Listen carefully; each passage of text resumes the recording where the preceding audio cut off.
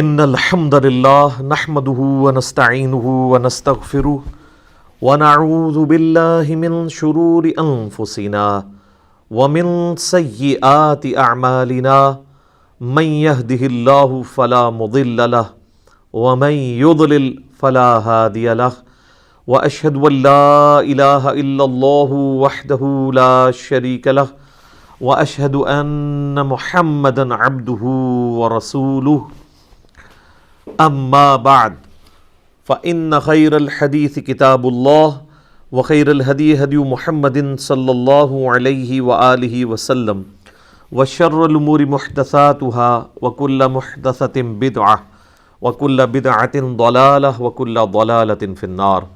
اعوذ بالله السميع العليم من الشيطان الرجيم من همزه ونفخه ونفثه. بسم الله الرحمن الرحيم. رب اشرح لي صدري ويسر لي امري واحلل عقدة من لساني يفقهوا قولي. بسم الله الرحمن الرحيم. ان الله وملائكته يصلون على النبي يا ايها الذين آمنوا صلوا عليه وسلموا تسليما. اللهم صل على محمد وعلى آل محمد كما صليت على ابراہیم وعلى آل ابراہیم انك حمید مجید. اللهم بارک على محمد وعلى آل محمد كما بارکت على ابراہیم وعلى آل ابراہیم انك حمید مجید. اللهم ربنا آتنا في الدنيا حسنة وفي الآخرة حسنة وقنا عذاب النار. لا الہ الا انت سبحانک انی کنت من الظالمین. حسبنا اللہ ونعم الوکیل. یا حی یا قیوم برحمتک استغیث ولا حول ولا قوة الا باللہ العلی العظیم. ربنا آتنا من لدنک رحمة وہیئ لنا من امرنا رشدا. آمین. الحمدللہ آج 19 اپریل 2020 کی قرآن کلاس نمبر 25 کی اسٹوڈیو ریکارڈنگ ہونے جا رہی ہے. آج انشاءاللہ تعالی ہم سورۃ البقرہ کی آیت نمبر 168 سے سٹارٹ کریں گے، اور یہ 168 اور 169 دونوں بڑی اہم آیات ہیں، بلکہ اس سے بھی اگلی سب کی سب ہی اہم ہیں. اعوذ باللہ من الشیطان الرجیم. بسم اللہ الرحمن الرحیم. یا ایہا الناس کلوا مما فی الارض حلالا طیبا. اے انسانوں، کھاؤ اس میں سے جو زمین میں حلال اور پاکیزہ مال ہے. ولا تتبعوا خطوات الشیطان، اور مت پیروی کرو شیطان کے راستوں کی. انہ لکم عدو مبین، بے شک وہ تمہارا کھلا دشمن ہے. اصل میں اشارہ اس طرف ہے کہ اللہ تعالیٰ جو کہ تمہارا خالق ہے، اسی نے تمہارے لیے زمین میں رزق کا بندوبست کیا ہے. تو جس کا رزق کھا رہے ہو، اتباع اور اطاعت بھی اسی کی کرو. شیطان جو اللہ تعالیٰ کی مخالفت پہ اترا ہوا ہے، اس کی پیروی مت کرو. جب کھانا اس رب کا کھاتے ہو تو پھر پیروی بھی اسی رب کی ہونی چاہیے.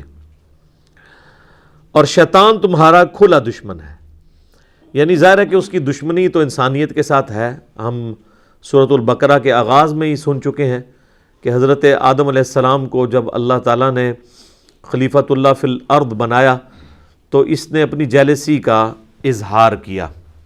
اس کی وجہ سے اس کا نام ہی ابلیس پڑ گیا. ابلیس کہتے ہی ہے جیلس ہونے والے کو، جلنے والے کو، حسد کرنے والے کو.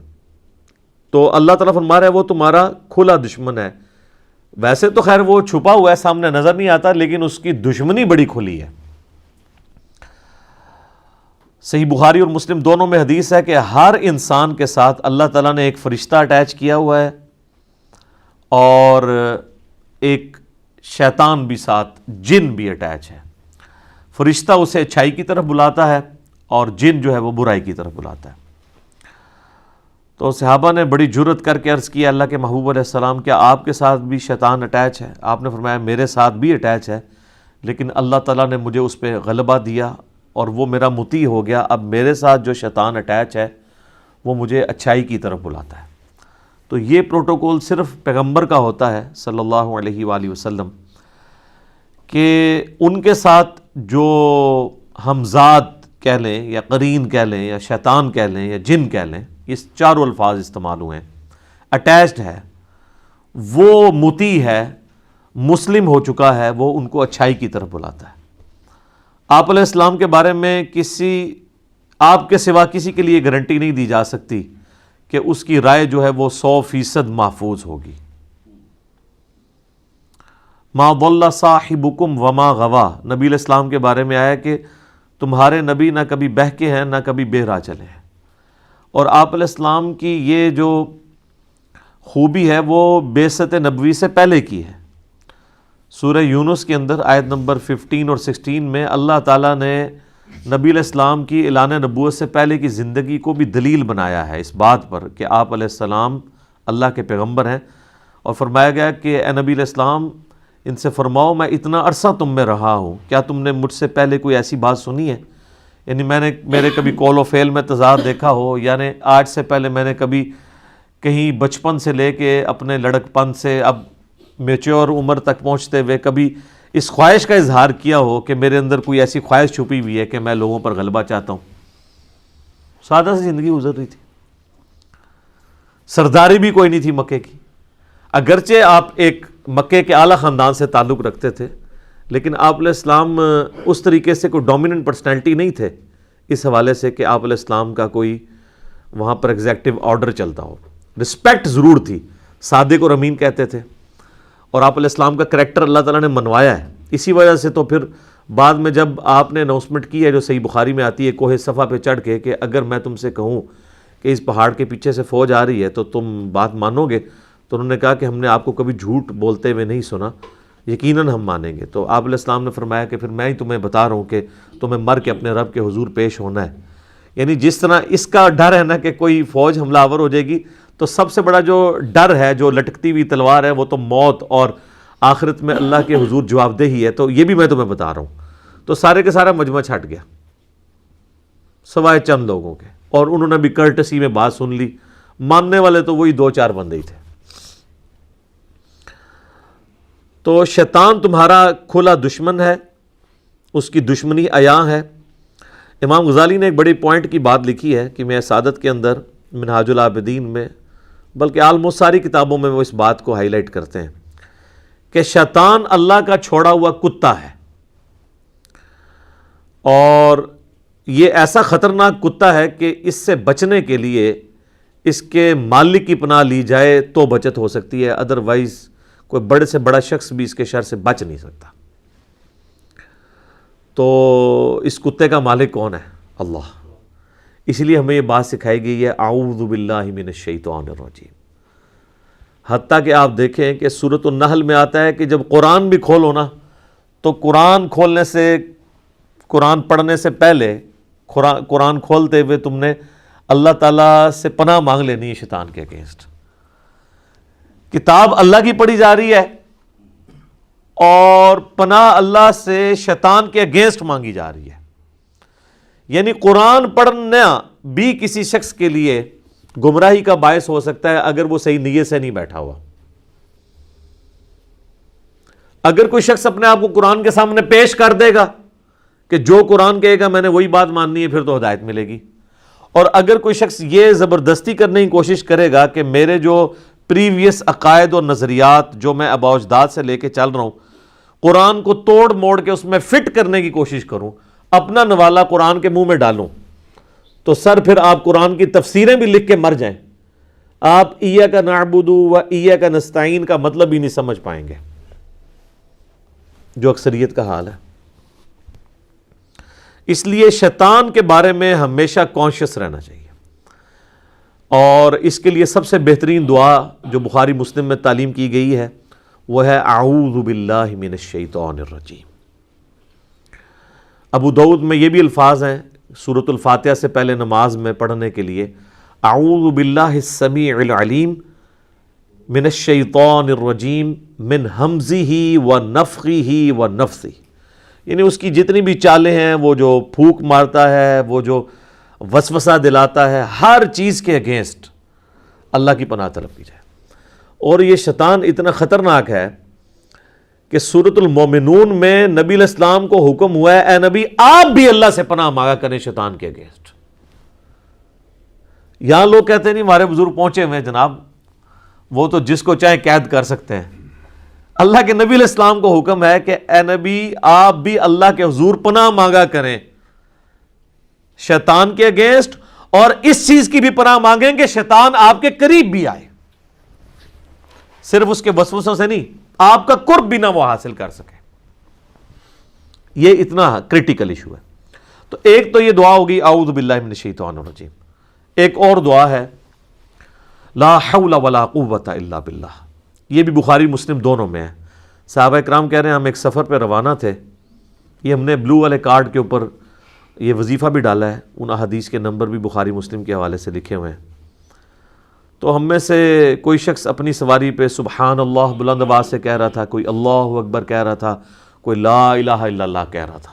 اب دیکھیں یہ ان سے بڑے کو وظائف ہیں، میرا یوٹیوب کے اوپر کلپ ہے کہ سب سے بہترین وظیفہ وہ ہیں یہ الفاظ سبحان اللہ الحمدللہ اللہ اکبر اور لا الہ الا اللہ، یعنی اللہ کی تسبیح، اس کی تحمید اور اس کی تحلیل کہتے ہیں لا الہ الا اللہ کو، اور اس کی تکبیر یعنی اللہ اکبر۔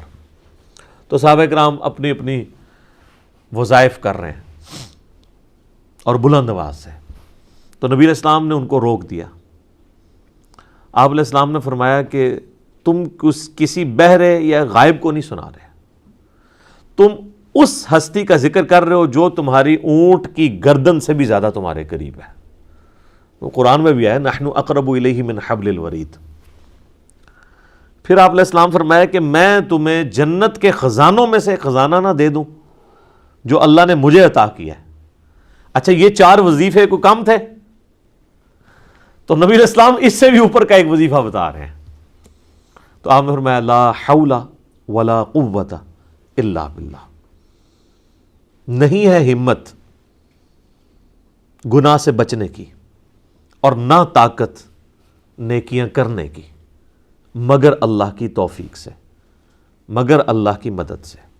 لا حول ولا قوت الا باللہ، یہ اسماء اعظم میں سے ہے، اللہ تعالیٰ کے بڑے اسماء میں سے، بڑے ناموں میں سے۔ اور جو ابو داؤد میں اور ترمذی میں صلاۃ التسبیح والی حدیث ہے، اس میں یہی کلمہ 300 دفعہ پڑھا جاتا ہے، سبحان اللہ والحمد للہ ولا الہ الا اللہ واللہ اکبر، یہ 4 کلمات۔ بعض لوگوں نے اس میں ولا حول ولا قوت الا باللہ ایڈ کیا، وہ صلاۃ التسبیح میں تو نہیں آتا لیکن الگ سے ضرور ہے۔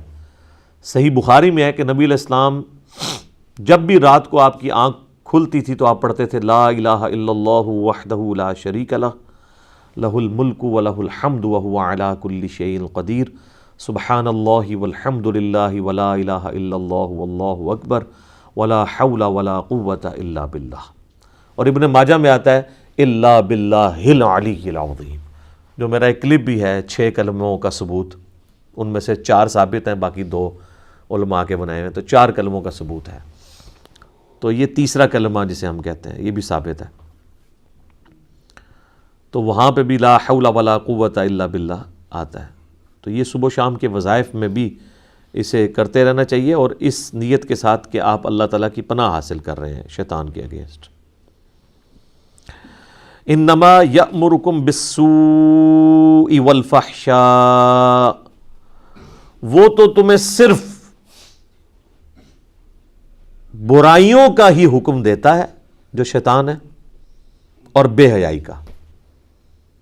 وَأَن تَقُولُوا عَلَى اللَّهِ مَا لَا تَعْلَمُونَ، اور یہ کہ تم اللہ سے متعلق وہ بات کرو جس کا تمہیں علم ہی نہیں ہے، یعنی اللہ پر جھوٹ باندھ دو۔ سر یہ ایک آیت پہ 1 گھنٹہ بولا جا سکتا ہے کہ شیطان کی 3 اللہ تعالیٰ نے چیزیں ہائی لائٹ کر دی ہیں جو کرتا ہے تمہارے ساتھ۔ نمبر 1، ہر برائی کا حکم دیتا ہے وہ، یعنی دنیا میں کوئی بھی برائی ہے نا اس کی طرف آپ کو مائل کرے گا۔ نمبر 2، بے حیائی کا حکم دے گا. تو مجھے بتائیں بے حیائی برائی نہیں ہے؟ تو اسے سنگل آؤٹ کیوں کیا اللہ تعالیٰ نے کہ سب سے جو ٹاپ آف دا لسٹ برائی ہے وہ بے حیائی ہے، اس لیے اسے الگ سے مینشن کیا. جیسے میں کہتا ہوں نا ایاک نعبد و ایاک نستعین، تو نستعین نعبد میں شامل ہے دعا کرنا، لیکن اسے الگ سے اس لیے کیا گیا کہ سب سے زیادہ شرک اسی میں گھستا ہے. عبادت تو سارے ہی اللہ کی کر رہے ہوتے ہیں، جب مدد مانگنے کی باری آتی ہے تو بابوں کو پکارنا شروع کر دیتے ہیں. تو جو چیز خطرے کا باعث تھی اسے اللہ تعالیٰ علیحدہ سے مینشن کر دیتا ہے. وہ تو تمہیں صرف اسی کام کا حکم دیتا ہے کہ تم برائی کرو اور بے حیائی کے کام کرو، اور ان تقولوا علی اللہ ما لا تعلمون. سر اس کے اندر تو سمندر چھپا ہوا ہے. اللہ کے بارے میں ہر وہ بات کر دو جس کے بارے میں تمہیں علم نہیں ہے، بغیر علم کے اللہ پہ بہتان ڈال دو. تو اس وقت انسانیت کی اکثریت یہی کر رہی ہے، مسلمانوں کی اکثریت یہی کر رہی ہے. یہ اللہ پر بہتان ہی ہے نا جی. وہ ایک پھیرا ہی لگے گا جی انشاءاللہ جنت ہی پہنچ ہی جانا ہے. یہی بات جب یہودیوں نے کی تو سورۃ البقرہ میں اللہ نے فرمایا تم سے کوئی اللہ نے عہد لیا ہوا ہے؟ کس طرح تم اللہ کے بارے میں اتنا یہ دلیری کے ساتھ جملہ بول رہے ہو کہ اللہ تعالیٰ ہمیں صرف لوگوں کی آنکھوں میں دھول جھونکنے کے لیے ایک دوزخ کا پھیرا لگوائے گا پھر جنت میں لے ہی جائے گا. یہ اللہ کے اوپر بغیر علم کے بہتان باندھنا. اسی طریقے سے اللہ تعالیٰ نے جہاں کہیں کرسچینٹی کا یا یہودیوں کے فرسودہ عقائد کا ذکر کیا ہے وہاں پہ بھی یہی چیز ہائی لائٹ کی ہے کہ وَلَا تَقُولُوا عَلَى اللَّهِ إِلَّا الْحَقِّ، مت کہو اللہ کے بارے میں مگر وہی بات جو حق پر مبنی ہے. اور سٹارٹ اسی سے لیا، یا اہل الکتاب لا تغلو فی دینکم. یہ سورہ نساء میں بھی ہے، سورۃ المائدہ میں بھی. اے اہل کتاب اپنے دین میں غلو نہیں کرنا. یعنی دین میں غلو کیا ہے کہ جو اللہ اور اس کے پیغمبر نے کوئی بات بتائی تھی اس میں یا ایڈیشن کر دینا یا اس میں سے کچھ نکال لینا، یہی غلو ہے نا. تو دین کے معاملے میں غلو نہیں کرنا. وَلَا تَقُولُوا عَلَى اللَّهِ إِلَّا الْحَقِّ، اور اللہ کے بارے میں کوئی بات نہیں بیان کرنی مگر وہی جو حق پر مبنی ہوگی. تو یہ اللہ کے بارے میں جو کچھ بھی کہا جا رہا ہے وہ اللہ جی بڑا غفور رحیم ہے جی، انہوں ساڑھو نمازہ نہیں چاہیے دیا. یہ لوگ کہتے ہیں نا، مسلمانوں کی اکثریت یہی کہتی ہے نا، کم از کم نماز نہ پڑھنے والے تو کہتے ہیں. یہ تو اکثریت میں تو وہی ہے نا. پڑھنے والوں میں بھی کئی کہہ رہے ہوتے ہیں، تو نہ پڑھنے والے تو آلموسٹ 100% یہ کہہ رہے ہوتے ہیں. تو جناب یہ جو اللہ کے اوپر جھوٹ یہ باندھ رہے ہیں کہ اللہ نو ساڑیاں نمازاں نہیں چاہیے تھیاں، تو اللہ کو کیا چاہیے؟ آپ کا آپ کے گناہ چاہیے اس کو.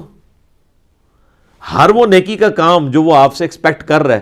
تو یہ کائنات اللہ تعالیٰ نے اس لیے بنائی ہے کہ کھیل کود کیا جائے، ادھر اس نے اس لیے بنائی ہے کہ سیریس کریشن ہے، اس کو رسپانس کیا جائے. ہاں اس کا جزوی پہلو درست ہے کہ اللہ کو ان نمازوں کا فائدہ نہیں ہے. فائدے کے اعتبار سے یہ بات صحیح ہے، فائدہ ہمیں ہے. لیکن جو لوگ کہہ رہے ہوتے ہیں وہ اس سینس میں نہیں کہہ رہے ہوتے. وہ یہ کہہ رہے ہوتا ہے کہ اللہ کے فرشتے تھوڑے نے عبادت کرنے والے، کوئی ساڑھی نمازاں تے ہی بیٹھا ہے. تو اس اعتبار سے اگر کوئی کہہ رہا ہے تو وہ تو ویسے ہی کفر ہے. اللہ تو پھر فرشتوں میں بھی نہیں بیٹھا ہوا، اللہ کو تو پھر فرشتوں کی بھی نمازیں نہیں چاہیے. اگر یہی بات مان لی جائے تو اللہ کو اس کا مطلب فرشتوں کی نمازیں چاہیے، آپ کی نہیں چاہیے. تو یہ بات غلط ہے. فرشتے عبادت کریں یا ہم کریں یا جنات کریں، سب کے سب کا اپنا نفع ہے، اللہ کو کوئی فائدہ نہیں ہے اس کا.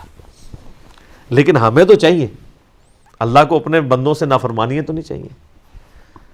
اچھا اس میں ایک بڑی زبردست آیت ہے. میں کہتا ہوں جب میں وہ آیت پڑھتا ہوں نا، ان کے پورے کے پوری جو ڈاکٹرین ہے نا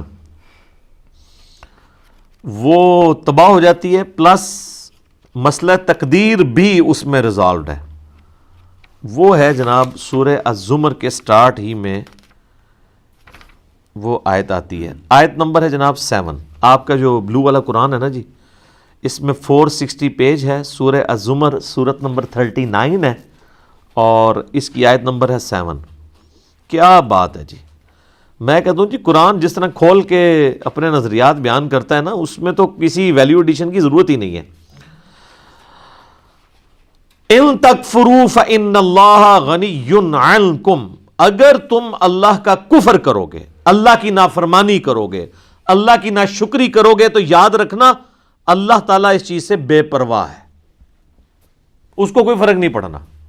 وہی بات جو میں کہہ رہا تھا جزوی درست ہے کہ اگر کوئی نماز نہیں پڑھتا تو اللہ کو کیا فرق پڑتا ہے، لیکن اللہ نے اسے بیلنس کیا ہے کہ یہ نہ کوئی سمجھ لے کہ خیر ہے پھر پڑھنے کی بھی ضرورت کوئی نہیں۔ ساتھ ہی آیا وَلَا يَرْضَى لِعِبَادِهِ الْكُفْرِ، لیکن یہ یاد رکھنا وہ کبھی راضی نہیں اس بات پہ کہ کوئی اس کا نافرمان ہو جائے۔ کیسا بیلنس کیا ہے؟ ایک طرف یہ کہا مجھے کوئی پرواہ نہیں، دفع ہو جو مرضی کرو، اس سے کوئی یہ بھی رزلٹ نکال سکتا تھا خیر ہے، لیکن اللہ نے کہا یہ دفع ہونے کا مطلب یہ نہیں ہے کہ جو مرضی کرو، میں راضی کوئی نہیں ہوں اس بندے سے جو یہ حرکت کرے گا، منڈ کے رکھاں گا انہوں پھر میں۔ وَإِن تَشْكُرُوا، اور اگر تم شکر گزاری کی روش اختیار کرو گے، شکر یہ ہے کہ ہر اپنے جسم کا عضو، اپنے جسم کی تمام انرجیز اس کے لیے وقف ہو جائیں، اس کے تابع فرمان ہو جائیں۔ يَرْضَاهُ لَكُمْ، تو وہ پھر تمہارے لیے یہ پسند کرتا ہے کہ تم اپنا آپ کھپا دو اس کے لیے۔ وَلَا تَزِرُ وَازِرَةٌ وِزْرَ أُخْرَى، اور یہ بھی یاد رکھنا کوئی جان قیامت والے دن دوسری جان کا بوجھ نہیں اٹھا سکتی، ہر بندے نے انڈیویجول اللہ کے حضور پیش ہو کے اپنے اعمال کا جواب دینا ہے۔ ثُمَّ إِلَىٰ رَبِّكُمْ مَرْجِعُكُمْ، اس کے بعد تمہیں اپنے رب کی طرف لوٹ کر جانا ہے۔ فَيُنَبِّئُكُمْ، پھر وہ تمہیں خبر دے دے گا، بِمَا كُنتُمْ تَعْمَلُونَ، جو تم دنیا میں اعمال کیا کرتے تھے۔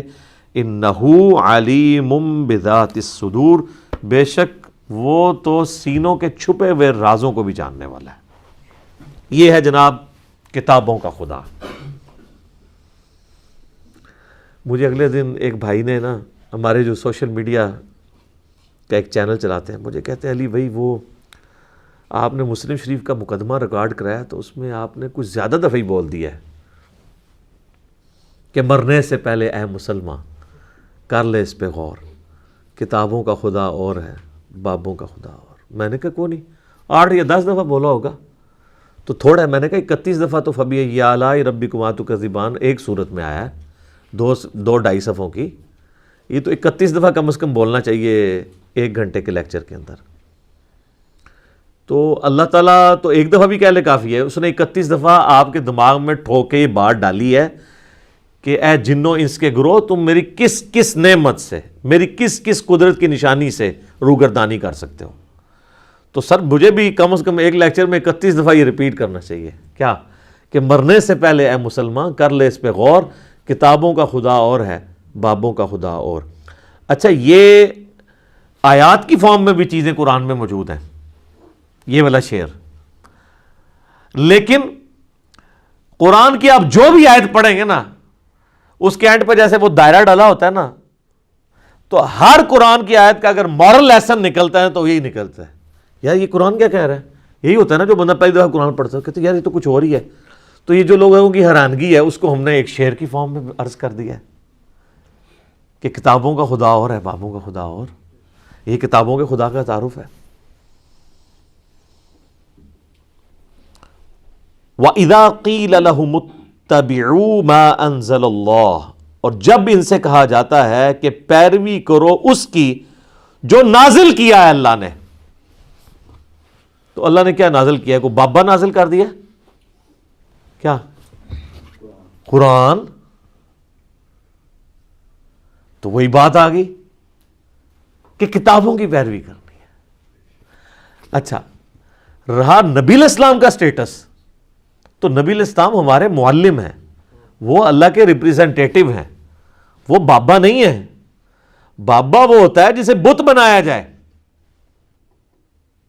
اور اس کی اللہ نے سند نہ نازل کی ہو، جو قرآن میں جگہ جگہ ہے نا کہ یہ چند نام ہے جو تم نے دے لیے، اللہ نے کوئی سند نہیں نازل کی ان کی۔ لیکن محمد رسول اللہ کی تو سند خود قرآن ہے، اور قرآن کی اتھینٹسٹی نبی علیہ السلام کی مبارک زندگی ہے۔ جو صحیح مسلم میں حدیث ہے، سید عائشہ سے پوچھا گیا نبی علیہ السلام کے اخلاق کے بارے میں، تو آپ نے فرمایا کہ قرآن نہیں پڑھتے۔ نبی علیہ السلام کا اخلاق یہی تھا۔ اخلاق کہتے ہیں یعنی کسی شخص کا کریکٹر، اس کو عربی میں خلق کہتے ہیں، اس کے اندر اس کے معاملات بھی آ جاتے ہیں، اس کا بول چال، آپ اس کو شمائل کہہ لیں، سب کچھ۔ تو انہوں نے کہا نبی علیہ السلام کا اگر کسی نے کردار دیکھنا ہے نا، یعنی قرآن مجسم کسی نے دیکھنا ہے، یعنی قرآن اگر کسی جسم کی شکل میں آتا نا، اللہ کو مقصود انسان اگر کسی جسم کی فارم میں آیا ہے نا، تو وہ نبی علیہ السلام کی مبارک ذات ہے۔ تو جب انہیں کہا جاتا ہے کہ پیروی کرو اس کی جو اللہ نے نازل کیا آسمان سے، قالوا بل نتبع ما الفینا علیہ آبانا، وہ کہتے ہیں نہیں جی ہم پیروی تو کریں گے صرف اپنے بابوں کی، جس پہ ہم نے اپنے بابوں کو پایا ہے، اپنے آباء و اجداد کو پایا ہے۔ یا تو آباء و اجداد خود بابے ہوں گے، یا ہمارے آباء و اجداد کسی بابے کی پیروی کر رہے ہوں گے نا۔ آبا باپ کے لفظ استعمال ہوتا ہے نا، فور فادرز، تو فور فادرز یا خود بابے ہوں گے یا وہ خود کسی بابے کی پیروی کر رہے ہوں گے۔ تو سر یہ دیکھ لیں، یہ اسی آیت کا ہی ترجمہ ہے کہ اللہ کہہ رہا ہے کہ کتابوں کے خدا کو فالو کرنا ہے، بابوں کے خدا کو نہیں۔ اچھا مشرکین عرب جو ہیں کیا خدا کو نہیں مانتے تھے؟ قرآن میں درجنوں جگہ آیا یہ کہ وہ اللہ کو مانتے تھے۔ تو پھر جب وہ کہہ رہے ہیں کہ ہم تو اس کی پیروی کریں گے جس پہ آباء و اجداد کو پایا، تو اللہ تعالیٰ کہتا ہے ٹھیک ہے بھی تیرا خدا بھی وہی ہے، ان کا خدا بھی وہی ہے، اس نبی کا بھی خدا وہی ہے، اور تمہارے آباء و اجداد کا بھی خدا وہی ہے، تو اللہ تو فرق کر رہا ہے دونوں میں۔ تو سر یہی تو ہم بھی آپ کو کہہ رہے ہیں کہ مرنے سے پہلے ہے مسلمان کر لے اس پہ غور، کتابوں کا خدا اور ہے بابوں کا خدا اور، اللہ تو اس کو ماننے کے لیے تیار ہی نہیں ہے۔ اب اللہ تعالیٰ اس پہ جو ورڈک دے رہے ہیں نا وہ سنیں، اولو کان آباؤہم لا یعقلون شیئا ولا یہتدون، اگرچہ ان کے بابے اور آباء و اجداد کسی چیز کا علم نہ رکھتے ہوں، رتی برابر ان میں عقل نہ ہو، اور نہ ان میں کوئی ہدایت والا مادہ موجود ہو، نہ وہ ہدایت پر ہوں، تب بھی تم اپنے بابوں کے پیچھے چلو گے۔ اچھا یہ بابوں کے فضائل بیان ہو رہے ہیں۔ پہلی چیز کہ عقل ہی کوئی نہیں، عقل نہ دی شے ہی کوئی نہیں، لا یعقلون شیئا، عقل نہ دی شے ہی کوئی نہیں۔ بالکل صحیح ترجمہ ہے نا، یہ عربی میں اردو میں شے لفظ وہی استعمال ہوتا ہے نا، یہ جو ہم شے لفظ استعمال کرتے ہیں پنجابی میں یا اردو کے اندر، اور عقل کا بھی لفظ ہے، لا یعقلون شیئا، عقل نہ دی کوئی شے نہیں، ولا یہتدون، اور نہ کوئی ہدایت ہے۔ مجھے بتائیں اس آیت کو ترجمہ کرنے کے لیے کو آپ کو عربی آنا ضروری ہے؟ کتنے سادے سے الفاظ ہیں۔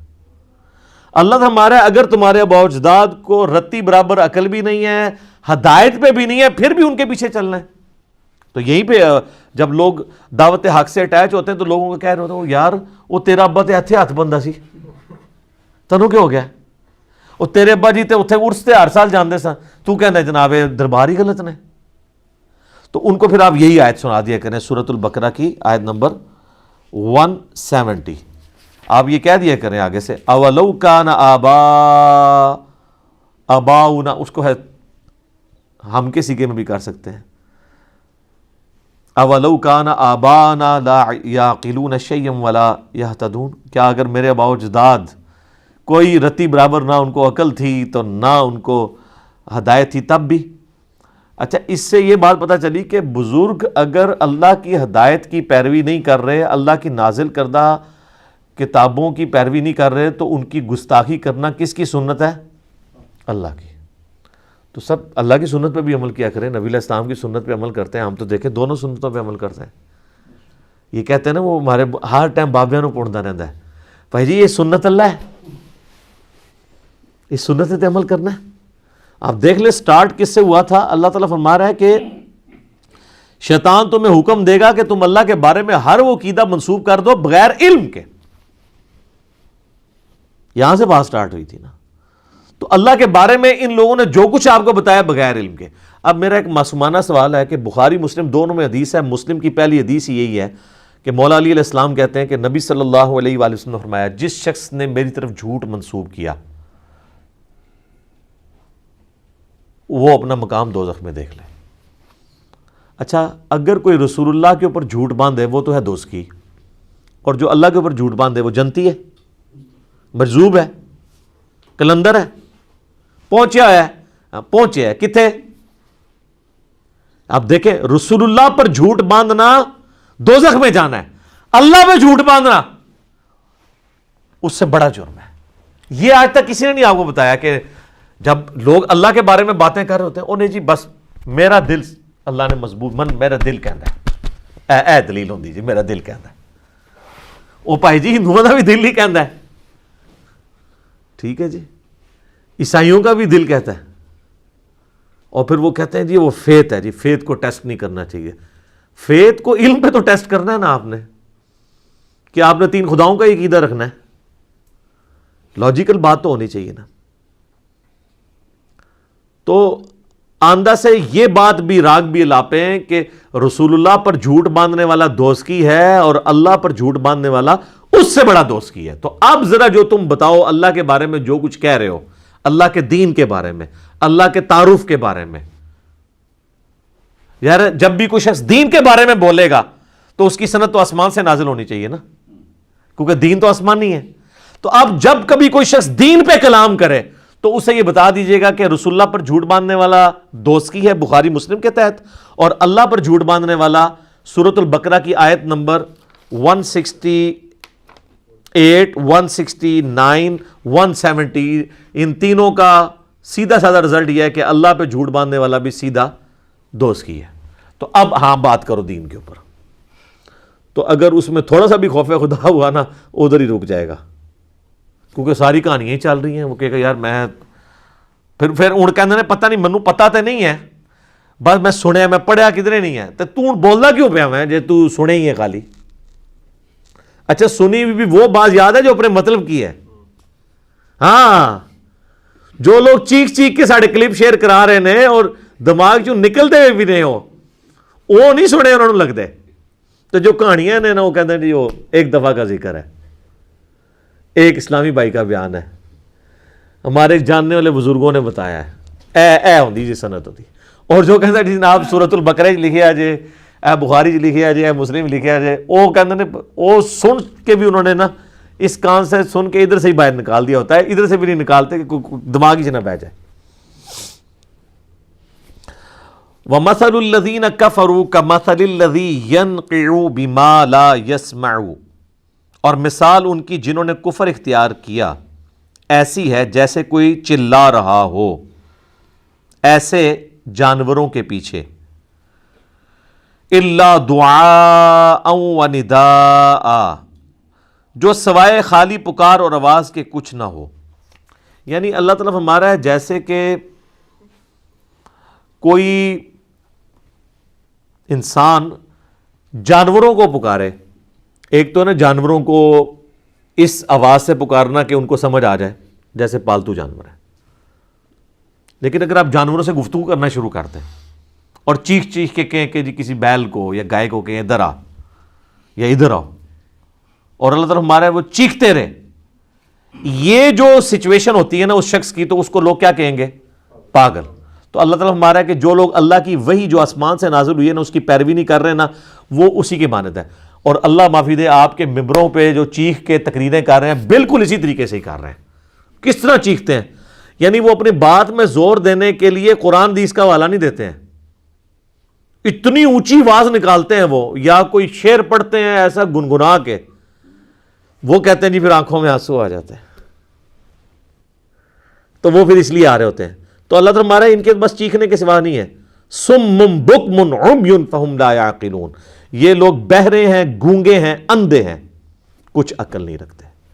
یہ ہیں جناب بابوں کے فضائل و برکات. اور وہ ہمیں کہتے ہیں جناب اب انجینئر محمد علی مرزا کو کیا پتا کہ بابا کیا ہوتا ہے. یہ جناب آپ دیکھ لیں, یہ ہے کتابوں کا جہاں اور وہ ہے بابوں کا جہاں. ٹھیک ہے جی. اللہ اکبر. یا ایھا الذین آمنوا, اے ایمان والو, کلوا من طیبات, کھاؤ پاکیزہ چیزوں میں سے, ما رزقناکم, جو تمہیں ہم نے رزق کے طور پہ دیں, واشکروا للہ, اور شکر کرو اللہ کا. میں نے پچھلی کلاس میں بتایا کہ شکر کی سمپل ڈیفینیشن یہ ہے کہ اللہ کی دی ہوئی ہر نعمت جو آپ کے جسم میں ہے یا آپ کے ایسٹس کی فارم میں موجود ہے, مال کی شکل میں یا ٹینجیبل نان ٹینجیبل جتنی بھی چیزیں ہیں, ان کو اس کی تابع داری میں لگانا یہ اس کا شکر ہے, اور ان چیزوں سے اس کی نافرمانی کرنا یہ اس اللہ کی ناشکری ہے. تو کھاؤ اس کے رزق میں سے اور اس کا شکر کرو. ان کنتم ایاہ تعبدون, اگر تم واقعی اسی کی عبادت کرنا چاہتے ہو. تو یہ اس کا مطلب ہے اللہ کی عبادت کی ریکوائرمنٹ ہے, صرف نماز پڑھنا نہیں. نماز پڑھنے کے بعد بھی آنکھیں, ہاتھ, زبان, پاؤں, پیٹ, دل, مال, آپ کی ایسٹس, ہر چیز اس کے لیے کھپے. وہ تو پھر بڑا وسیع کانسیپٹ ہے. صحیح مسلم شریف میں حدیث ہے کہ سبحان اللہ کہنا بھی صدقہ ہے, الحمدللہ بھی صدقہ ہے, لا الہ الا اللہ بھی صدقہ ہے, راستے سے تکلیف دہ چیز کو دور کر دینا بھی صدقہ ہے. یعنی اللہ کی راہ کی یہ نیکی, صدقہ کہتے ہیں عربی میں نیکی کے کام کو. حتیٰ کہ تمہارا بیوی بچوں کے منہ میں لقمہ ڈالنا بھی صدقہ ہے. اپنے بیوی بچوں کو کھلانا, دوسروں کو تو ظاہر ہے لوگ سمجھیں گے کہ کسی اور کے ساتھ نیکی کر رہا ہے, اپنے بیوی بچوں کو کھلانا بھی یہ صدقہ اور نیکی ہے. حتیٰ کہ تمہارا میاں بیوی کا ازدواجی تعلق قائم کرنا بھی صدقہ ہے. تو صحابہ کرام نے باقی چیزیں تو ہضم کر لیں, یہ آخری جو جملہ تھا نا حضور کا, انہوں نے کہا یا رسول اللہ اس میں کون سا مطلب, ایک پیور جو ایک کہہ لیں صرف انسانی نہیں, ایک حیوانی جذبہ بھی ہے سیکس, اس کے اوپر بھی ثواب ہے. تو آپ نے فرمایا اگر تم یہی ضرورت کسی ایسی عورت سے پوری کرو جو اللہ نے تمہارے لیے حلال نہیں کی, تو کیا اس میں تمہیں گناہ ہوگا؟ تو انہوں نے کہا یا رسول اللہ ہوگا. تو آپ فرمایا پھر تمہیں اپنی بیویوں سے ازدواجی تعلق کے اوپر ثواب بھی ملے گا. یہ ہے کانسیپٹ نیکی کا. تو ظاہر جس چیز پہ ثواب مل رہا ہے نا, ہر وہ چیز اللہ کی عبادت میں داخل ہے. ماں باپ کے ساتھ حسن سلوک کرنا حقوق اللہ میں سے بھی انڈائریکٹلی بنتا ہے. ڈائریکٹلی تو حقوق العباد ہے, لیکن انڈائریکٹلی اللہ کے حکم ہے. تو ماں باپ کے ساتھ جب آپ حسن سلوک کر رہے ہوتے ہیں تو وہ بھی اللہ کی عبادت ہو رہی ہوتی ہے. آپ درود شریف نبی علیہ السلام پہ پڑھ رہے ہیں, لیکن عبادت اللہ کی ہے, کیونکہ دعا کر رہے ہیں. تو دنیا میں ہر خیر جو ہے وہ اللہ کی عبادت ہے, اور ہر شر شیطان کی عبادت ہے. پیروی کا ہی تو مسئلہ ہے سارا. انما حرم علیکم المیتہ, اللہ تعالیٰ نے تو تم پہ یہی بس 4 چیزیں ہیں جو حرام کی ہیں. کون سی؟ نمبر 1 مردار, والدم, اور بہتا ہوا لہو. ایک لہو وہ ہوتا ہے جو گوشت کے اندر یا ہڈیوں کے اندر ہوتا ہے, وہ تو نہیں نکلتا. یہ ذبح کے وقت جو خون نکل گیا نا, وہ اس کا پینا حرام ہے. خون وہ خود پاک ہے, کپڑوں پہ لگ جائے, لیکن اس کا پینا حرام ہے. لیکن جو بوٹی کے اندر ہڈیوں کا جو گودا ہے وہ سب کا سب وہ بھی تو خون ہے. اسی طریقے سے کلیجی جو آپ بھون کے کھاتے ہیں اتنی مزے, خون کا ہی وہ ہے نا, وہ خون وہ بہتا ہوا نہیں ہے. یہ دم سے مراد بہتا ہوا لہو. ولحم الخنزیر, اور خنزیر کا, پگ کا, سور کا گوشت. کہتے ہیں جی وہ جناب اس کا نام لے لینا تو کتنے دن, 40 دن. تو قرآن اس بے شمار دفعہ نہ ہے. اس کا مطلب ہے کہ قرآن میں اگر یہ آیت کوئی پڑھے گا تو نعوذ باللہ اس کی زبان ہی پلید ہو جائے گی. سر قرآن میں جب آپ خنزیر کا نام لے رہے ہیں نا, تو خا کے اوپر بھی 10 نیکیاں ہیں, نون کے اوپر بھی 10 نیکیاں ہیں, زا پہ بھی 10 نیکیاں ہیں, یا پہ بھی اور را پہ بھی 50 نیکیاں ہیں خنزیر لفظ بولنے کے اوپر. قرآن کے اندر جب آپ بول رہے ہیں, قرآن میں تو شیطان کا نام لینے سے بھی نیکیاں مل جاتی ہیں, لیکن چھڑا نہیں شیطان کا نام لیا جا رہا ہوتا. اعوذ باللہ من الشیطان الرجیم. یہاں پہ تو 3 چیزیں ہوں گی, مردار, بہتا ہوا لہو, خنزیر کا گوشت, وما اہل بہ لغیر اللہ, اور ہر وہ حلال چیز بھی جس کے ذبح کے وقت غیر اللہ کا نام لیا گیا ہو. ذبح کے وقت کسی اور ہستی کے لیے ذبح کیا جائے. ایک ویسے غیر اللہ کا نام تو بولا جاتا ہے چیزوں پہ. ظاہر ہے اب جب کسی نے کوئی گائے پالی ہوئی ہے تو وہ تو یہی کہے گا میری گائے, یا قربانی کے لیے بکرا لیا جائے گا تو یہی کہا جائے گا کہ یہ فلاں کا بکرا ہے. تو وہ اس پہ جو غیر اللہ کا نام بولا جا رہا ہوتا ہے وہ اس کی ملکیت کے اعتبار سے بولا جا رہا ہوتا ہے. لیکن جب اس کو ذبح کیا کریں گے تو سر اس پہ پھر تو صحیح مسلم میں تکبیر ہے, بسم اللہ اللہ اکبر. صرف اللہ بھی کہہ کے ذبح ہو جائے گا, اللہ کا نام لینا ہے, لیکن کم از کم اتنی آواز ہے کہ اپنے کان سنیں. اگر دل میں پڑا نا تو وہ جانور حرام ہو جائے گا, یہ ذہن میں رکھیے گا. اور اس کی حکمت یہ ہے کہ آپ کسی بھی ذی روح کی جان نہیں لے سکتے سوائے اللہ کے نام کے, کیونکہ اس جان کا مالک کون ہے؟ اللہ. تو جناب آپ جب میدان جنگ میں کسی کافر کی جان لیتے ہیں نا تو کس کے حکم سے لے رہے ہوتے ہیں؟ اللہ سے. ویسے تو آپ کسی ایک کافر کو ماریں گے نا تو جناب صحیح بخاری میں حدیث ہے جس نے ایک ذمی کافر کو بھی قتل کیا نا وہ جنت کی خوشبو نہیں پائے گا، حتیٰ کہ جنت کی خوشبو 40 سال کی مسافت سے بھی آ رہی ہوگی. کافر کو مارنے سے بھی. یہ جان اتنی قیمتی چیز ہے، لیکن اللہ کے نام پہ جان لی جا سکتی ہے، جانور کی بھی انسان کی بھی. ہاں جب کوئی کیس جوڈیشری کا کیس ہے اس میں آپ نے پھر خود نہیں لینی ہوگی، پھر عدالت نے فیصلہ کرنا ہوگا. یہ نہیں ہے کہ کوئی شخص کہے کہ جی میں نے امت کے وسیع تر مفاد میں اس کو قتل کرنا ہے، یا میں نے جو ہے وہ اپنی جنت پکا کرنے کے لیے فلاں بندے کو قتل کرنا ہے، یہ گستاخ ہے. یہ نہیں، اس میں تو آپ اپنی جہنم ہی پکی کر رہے ہوں گے. تو یہ 4 چیزیں بیان ہوئی ہیں، اور اسی میں امپلائڈ ہے کہ اگر کوئی شخص غیر اللہ کے نام کے لیے تو ذبح نہیں کرتا لیکن اس کے تقرب کے لیے کرتا ہے، وہ بھی اس میں امپلائڈ ہے. یہ اکثر جب ہم کہتے ہیں نا کہ آپ بزرگ بابوں کے تقرب کے لیے نہ کریں تو وہ کہتے ہیں نہیں جی قرآن میں تو ہے کہ ذبح کے وقت نہ لیا جائے. ٹھیک ہے، اگرچہ اس میں ذبح کے الفاظ نہیں ہیں لیکن یہ اہل حدیث بھی زیادتی کرتے ہیں. وہ کہتے ہیں کہ جی وہ بس جس پہ بھی نام بولا گیا وہ ہو گیا، تو وہ کہتے ہیں یہ ذبح تو انہوں نے خود ڈالا ہوا ہے. وہ خود نہیں ڈالا ہوا، ذبح ہی مراد ہے. یہاں سے لغیر اللہ میں مراد ذبح ہی ہے. تقرب ڈائریکٹلی قرآن سے ثابت اس طریقے سے نہیں ہوتا.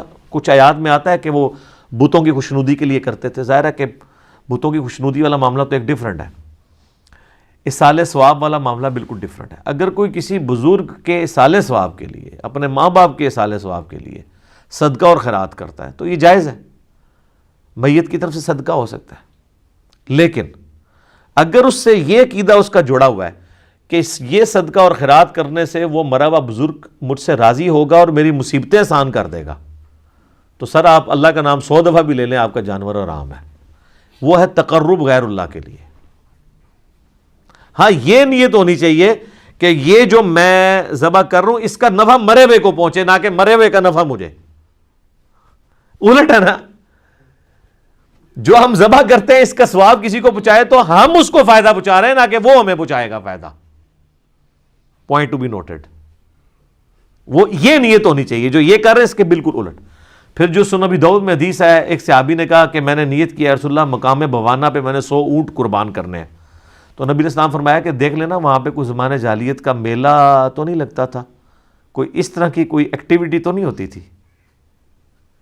اب وہ صحابی آگے سے کہہ سکتا تھا، دیکھیں نا جس طرح یہ ضربے تقسیمیں لگاتے ہیں کہ جی ہم جب ان کو کہتے ہیں آپ جا کے فلاں دربار پہ ذبح کرتے ہیں، وہ کہتے ہیں جی ہم کوئی بالکل قبر پہ تو جا کے ذبح نہیں کر رہے ہوتے، اس کے ہاتھے میں کر رہے ہوتے ہیں، غریبوں کو کھلا رہے ہوتے ہیں. کتنی کہانیاں شروع کر دیتے ہیں. ہم کہتے ہیں یہ دربار بنے ہی نبی علیہ السلام کی نافرمانی پہ ہیں، کیونکہ مسلم شریف میں حدیث ہے میں تمہیں منع کرتا ہوں قبروں کو پکا کرنے سے، قبروں پہ عمارت بنانے سے اور قبروں پر بیٹھنے سے. ڈائریکٹ بیٹھنا بھی حرام ہے، مجاور بن کے بیٹھنا بھی حرام ہے. تو ہم ان اڈوں ہی کو اسلام کے خلاف سمجھتے ہیں. ہم یہ نہیں کہتے کوئی بت پرستی کے اڈے ہیں، اگرچہ وہاں پہ قبر پرستی ہو رہی ہے لیکن ظاہر ہے وہ جہالت میں ہو رہی ہے، ہم اس ایکسٹریم پہ نہیں جاتے. لیکن چونکہ یہ بنے نبی علیہ السلام کی مخالفت میں ہے تو اس کو یہ سپورٹیو حدیث ہوگی جو ابو داؤد کی، جو ہم یہ اجتہاد کر رہے ہیں کہ نبی علیہ السلام نے کہا کہ اگر زمانے جاہلیت کا بھی کوئی میلہ وہاں پر لگتا تھا تو وہاں پر جا کے بھی تم اللہ کے نام کا ذبح نہیں کر سکتے.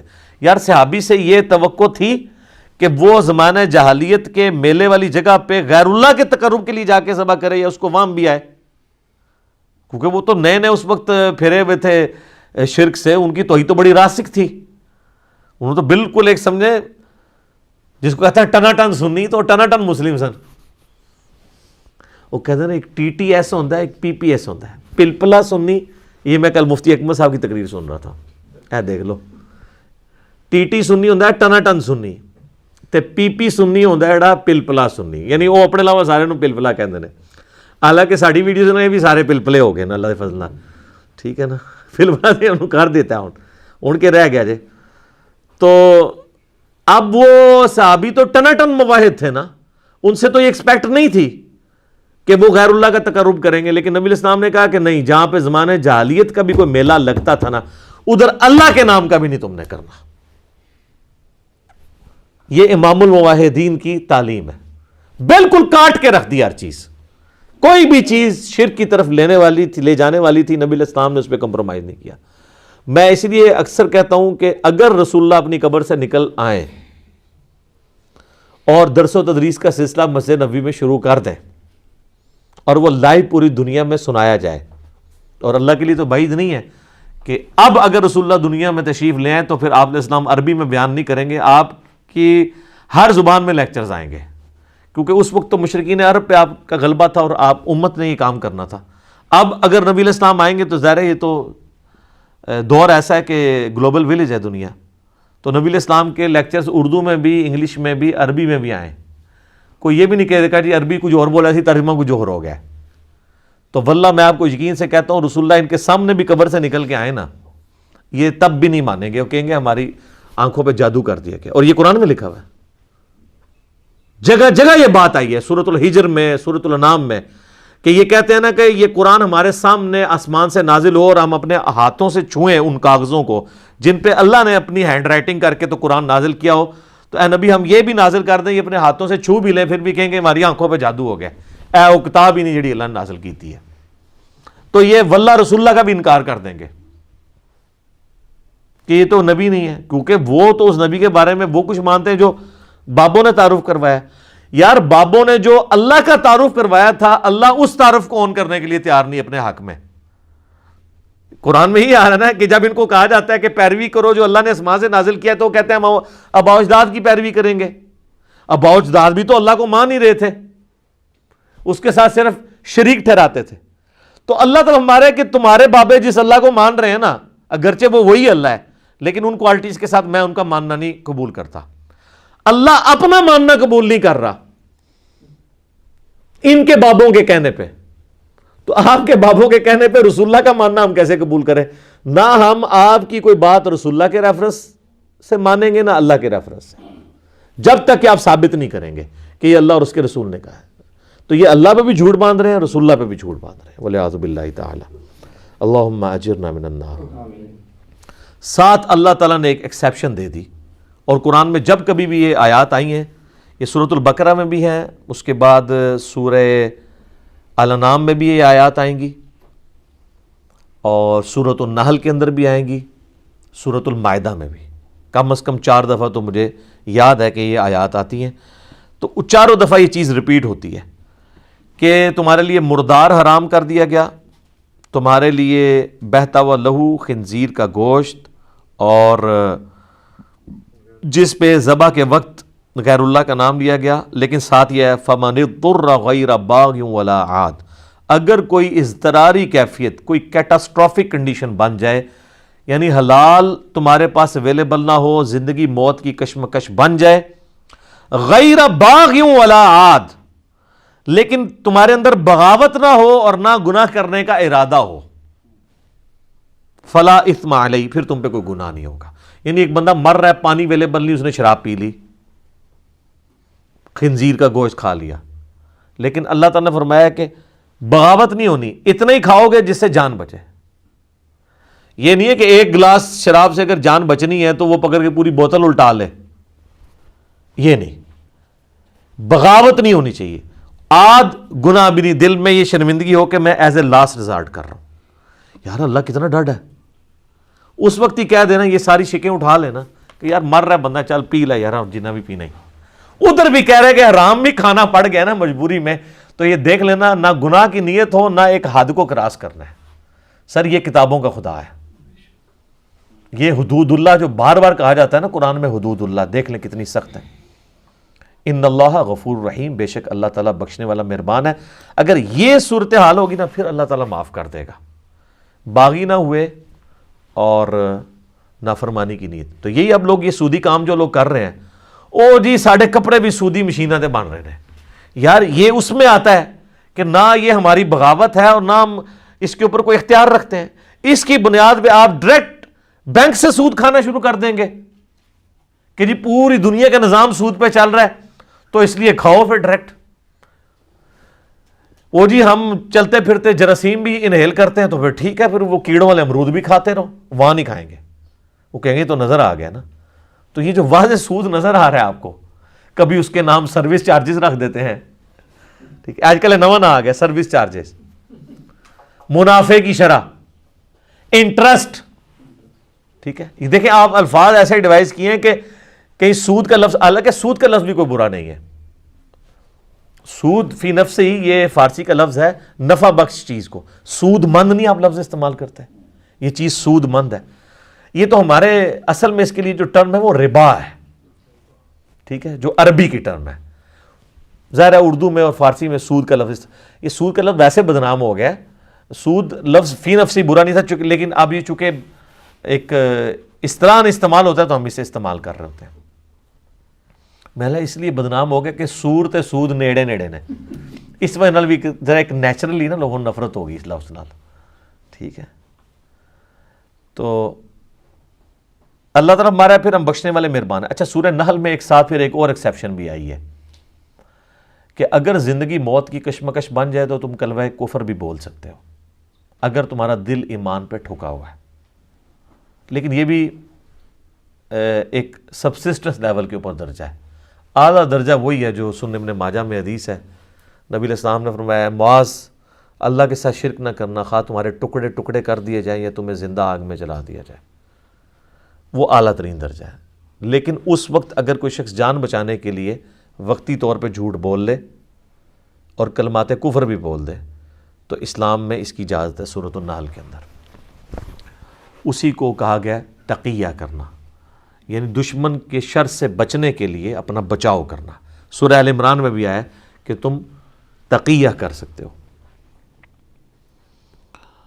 ان الذین یکتمون ما انزل اللہ من الکتاب, وہ لوگ جو چھپا لیتے ہیں اس میں سے جو ہم نے کتاب میں نازل کیا, وَيَشْتَرُونَ بِهِ ثَمَنًا قَلِيلًا, اور اس کے بدلے دنیا کا حقیر معاوضہ قبول کر لیتے ہیں. یہ کون ہے؟ علماء. عوام نے کدھر کوئی آیات بیچنی ہے؟ عوام تو ردی بیچ سکتی ہے تول کے. تو قرآن تو یہ تو نہیں کہہ رہے کہ اللہ کی کتابوں کی ردی جو بیچتے ہیں فتوے دیتے ہیں, قرآن کی آیات کو بیچتے ہیں کہ قرآن نے یا تورات اور انجیل میں سابقہ امتوں کے لیے اللہ نے نازل تو کچھ اور کیا تھا, لیکن کوئی امیر آدمی دیکھا اس کے حساب سے اس کو فتویٰ دے دیا تو, اور اس کے پیچھے پیسے لے لیے تو اللہ کی آیات بیچ دی ہے نا. اللہ تعالیٰ ہمارا کتنے سخت الفاظ ہیں. اولئک ما یاکلون فی بطونہم الا النار, یہ تو اپنے پیٹوں میں نہیں بھر رہے مگر دوزخ کی آگ. آج ان کو نہیں پتہ چل رہا, آج تو صرف انگارہ رکھنے سے زبان جلتی ہے نا, حرام کے مال سے نہیں جلتی, لیکن آخرت میں یہ ڈورمنٹ رول جو ہے یہ ایکٹیو ہو جائے گا, مورل لاز ایکٹیو ہو جائیں گے. ولا یکلمہم اللہ یوم القیامہ, اور قیامت والے دن اللہ ان سے بات تک نہیں کرے گا. یار یہ کسی کے ساتھ غصے کا اظہار, یہ اس ہستی کا غصے کا اظہار ہے جس کی رحمت اس کے غضب پہ بھاری ہے. اللہ کہہ رہا ہے میں گل سننی بھی نہیں تیری. ولا یزکیہم, نہ اسے پاک کرے گا. وَلَهُمْ عَذَابٌ علیم, اور اس ایسے لوگوں کو دردناک عذاب دے گا جو اللہ کی نازل کردہ ہوا کتاب میں سے چھپا لیتے ہیں اور اپنی مرضی کا دین بیان کرتے ہیں. پچھلی دفعہ تو میں نے ڈیٹیل 159 160 اسی سورہ بقرہ کی آیت میں گفتگو کی تھی نا کربلا کے حوالے سے بھی, کہ کربلا سے متعلق وہ حدیثیں جو بخاری مسلم میں جمل صفین سے ریلیٹڈ ہیں وہ ان لوگوں نے چھپائی ہوئی ہیں. ہم بیان کرتے ہیں, کہتے ہیں کیوں کرتے ہیں, تو اللہ تو کہہ رہا ہے کہ جو اللہ کی بیان کردہ چیزیں چاہے وہ دلائل النبوہ سے ہیں, کتاب میں شریعت بھی شامل ہے اور قرآن بھی شامل ہے, چھپا لیتے ہیں. اس میں تو آیا تھا اللہ کی لعنت, فرشتوں کی لعنت, تمام لعنت کرنے والوں کی لعنت. تمام لعنت کرنے والوں سے مراد تمام جن و انس, یہ یعنی ایک محاورتاً عربی میں استعمال ہوتا ہے تمام لعنت کرنے والوں کی لعنت. تو اور پھر ابو داؤد ترمذی ابن ماجہ میں حدیث ہے کہ جس سے کوئی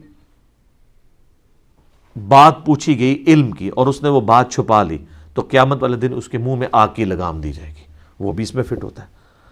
اولئک الذین اشتروا الضلالۃ بالہدیٰ, یہ وہ لوگ ہیں جنہوں نے اپنے ہاتھوں سے ہدایت بیچ کے گمراہی خرید لی ہے. یعنی ہدایت ان کے ہاتھ میں کتاب کی شکل میں موجود تھی, وہ بیچ دی, اور گمراہی یعنی دنیا کا مال لے کر آخرت برباد کر دی. والعذاب بالمغفرہ, اور مغفرت اپنے ہاتھوں سے دے کے عذاب خرید لیا. یار دیکھو بالکل 180 ڈگری الٹا گیئر چل رہا ہے. ہدایت موجود تھی اللہ کی کتابیں, وہ بیچ دی, دنیا کا مال لیا, اللہ نے کہا یہ گمراہی لے لی, اور اس ہدایت سے فائدہ حاصل کر کے مغفرت قیامت والے دن کمانی تھی، وہ مغفرت تو ہاتھ سے دے کے اللہ کا عذاب الٹا قیامت والے دن جو ہے وہ خرید لیا. نعوذ باللہ من ذالک. اللہم اجرنا من النار. جناب یہ صحیح مسلم میں حدیث ہے کہ نبی علیہ السلام جب نماز پڑھاتے تھے نا تو قرآن میں جب اللہ کے عذاب کی آیات آتی تھی تو اللہ سے دعائیں کرتے تھے اس کے عذاب کے اگینسٹ، اور جنت کی آیات آتی تھی تو جنت کا سوال کرتے تھے. تو یہ فوراً یہاں پہ دعا کرنی چاہیے، اللہم اجرنا من النار. جناب آگے الفاظ دیکھیں کتنے رقت انگیز ہیں. فما اصبرہم علی النار، تو کتنا ہی صبر ہے ان کا آگ کے اوپر. کیا ٹانٹ ہے کہ یار بڑے دلیر ہیں کہ انہوں نے صبر کر لیا کہ ٹھیک ہے تکی جائے گی، آگ برداشت کر لیں گے. اللہ کہتا ہے بڑا صبر ہے تمہارا. یہ بات کہنے کو تو بڑا آسان ہے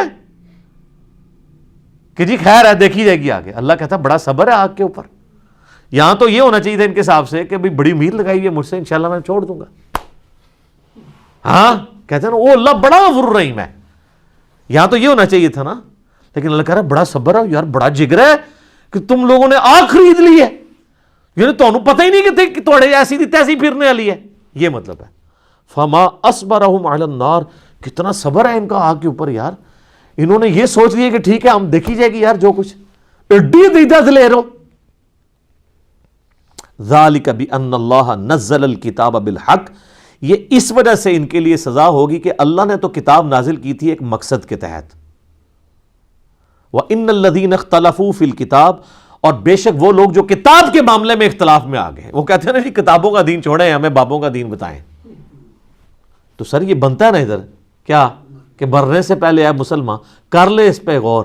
کتابوں کا خدا اور ہے اور بابوں کا خدا اور. کتاب ہی کتاب ہو رہی ہے. دیکھ لو کنی بار کتاب آ گئی جی. اے سر یہ قرآن تو قرآن بھی کتاب ہی لکھی ہے نا کہ انجینئر صاحب نے کوئی وغیرہ قرآن پکڑا ہے.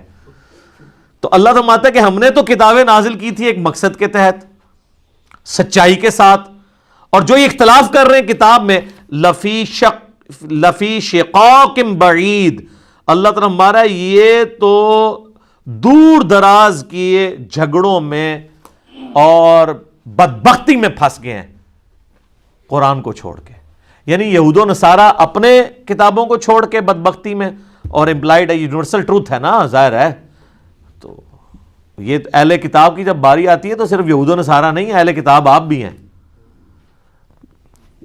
صاحب قرآن مسلمان بھی صاحب قرآن ہے، صاحب کتاب ہے. ہم کہتے ہیں نا جی صاحب کتاب پیغمبر جو ہیں وہ 4 ہیں، جو ہم مینلی 4 کتابوں کے اعتبار سے بات کر رہے ہیں: تورات، زبور، انجیل اور قرآن. باقی چھوٹے چھوٹے صحائف نازل ہوئے ہیں، کتابیں تو یہ 4 ہی نازل ہوئی ہیں. تو وہ جب تورات کتاب ہے، زبور کتاب ہے، انجیل کتاب ہے، تو قرآن بھی تو کتاب ہے. تو اگر وہ اہل کتاب ہیں تو ہم بھی اہل کتاب ہیں. یہ مسلمان اہل کتاب اور وہ جیوز اور کرسچن اہل کتاب. تو سر قرآن آپ جتنا پڑھیں گے نا اس کا اینڈ رزلٹ وہی نکلنا ہے. کیا کہ مرنے سے پہلے اے مسلمان کر لے اس پہ غور. کتابوں کا خدا اور ہے، بابوں کا خدا اور جب تو نے ایک دفعہ بھی سیریس ہو کے اس پہ غور کیا نا تو یہ پھر تیرے اندر کی آواز ہوگی کہ نہ میں وابی نہ میں بابی، میں ہوں مسلم علمی کتابیں. ٹھیک ہو گیا جی. اللہ تعالیٰ سے دعا ہے جو حق بات میں نے کہی اللہ تعالیٰ ہمارے دلوں میں راسخ فرمائے. اگر جذبات میں میرے منہ سے کوئی غلط بات نکل گئی اللہ تعالیٰ ہمارے دلوں سے محو کر دے. ہمیں کتاب و سنت کی تعلیمات پر عمل کر کے دوسرے بھائیوں تک پہنچانے کی توفیق عطا فرمائے. سبحانک اللہم و بحمدک اشہد ان لا الہ الا انت استغفرک و اتوب الیک وما علینا الا البلاغ المبین. جزاکم اللہ خیرا.